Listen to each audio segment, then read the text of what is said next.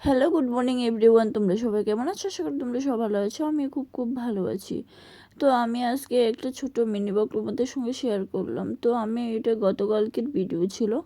আমি এসে ডিউটি থেকে এতই টায়ার্ড ফিল করছিলাম, জানি না কেন এতটা টায়ার্ড ফিল হচ্ছিল। এসে আমি দেখো একটুখানি বসেছি, এমন কোনোদিনও সব সময় তো বসি না, একটুখানি বসেছি। বসে তারপরে একটু রেস্ট নিচ্ছিলাম। মানে কাজ করার আমার কোনো মোটে নেই। আস্তে আস্তে ঘুমের দিশাটা বেড়ে যাচ্ছে, আস্তে আস্তে অন্য সময় তো কাজ করিনি।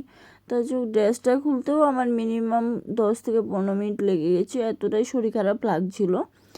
কি বলো তো, কাজ করে এসে টায়ার্ড ফিল হওয়াটা স্বাভাবিক, কিন্তু এর ভিতরে আমার কাছে এখন আজকে এত লাগছে যে আজকে দুনিয়ার আলস্যগুলো আমার শরীরে এসে গেছে। জানি না কার কার সাথে এমন হয়, অবশ্যই কমেন্ট করে জানাবে।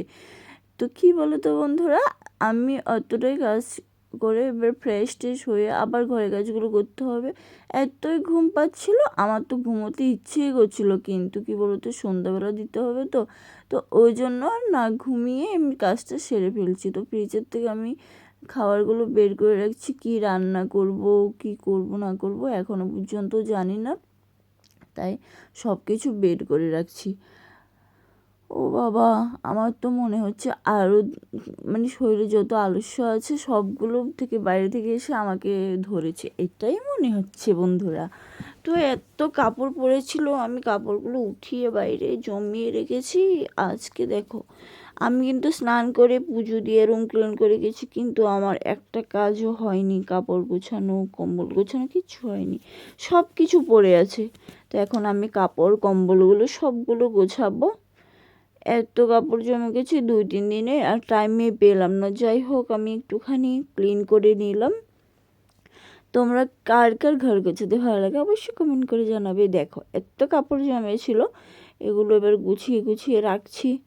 তো এবার তারপরে একটুখানি পরেই সন্ধ্যা দেবো, ওগুলো গোছানোর পরে সন্ধ্যা টন্ধা রেডি করে তারপরে আমি।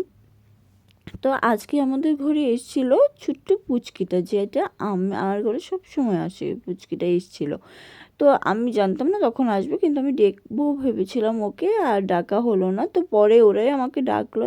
তো আমি সন্ধ্যা দিচ্ছিলাম বলে একটু পরে ডাকবো ভেবেছিলাম। তো এসেছিলো পুচকুটার সঙ্গে গল্প করছিলাম। আর দেখো কাপড় গোছানো এখনও পর্যন্ত আমার শেষ হলো না, আর তো পুচকুকে ডাকবো সেটা তো দূরের কথা। যাই হোক, পুচকুটা কিন্তু কোনো দুষ্টুমি করে না। তো চলো, আমার ভিডিওটি কেমন লাগলো অবশ্যই কমেন্ট করে যাবে। Tata, bye bye.